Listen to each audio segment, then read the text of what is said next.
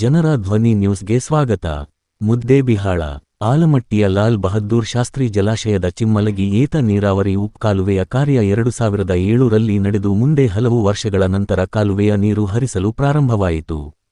ಇದರಂತೆ ಮುದ್ದೇಬಿಹಾ ಪಟ್ಟಣದ ತಾಲೂಕಾ ಆಸ್ಪತ್ರೆಯ ಹತ್ತಿರ ಕಾಲುವೆಯ ಬಂದಿದ್ದು, ಇದರ ಉಪಕಾಲುವೆಯು ಪವಾಡ ಬಸವೇಶ್ವರ ದೇವಸ್ಥಾನದ ಎದುರು ಬಲಗಡೆಗೆ ಉಪಕಾಲಗಳನ್ನು ನಿರ್ಮಿಸಿದ್ದಾರೆ. ಕಾಲುವೆಯ ನಿರ್ಮಾಣ ಹಂತದಲ್ಲಿ ಕಾಲುವೆಯು ಅಗಲವಾಗಿ ಮಾಡದೆ ಇಕ್ಕಟ್ಟಿನ ಚರಂಡಿಯಂತೆ ನಿರ್ಮಾಣ ಮಾಡಿದ್ದು, ಪಕ್ಕದ ರಸ್ತೆಯು ಸರಿಯಾಗಿ ನಿರ್ಮಾಣ ಮಾಡಿಲ್ಲ. ಮುಂದೆ ಹೋದಂತೆ ಕೆಳಗೆ ಕಾಲುವೆಯು ನಿರ್ಮಾಣ ಮಾಡಲಾಗಿದ್ದು, ಅಲ್ಲಿ ಕಾಲುವೆಯು ಒಡೆದು ಸಂಪೂರ್ಣ ನೀರು ಪೋಲಾಗುತ್ತಿದೆ.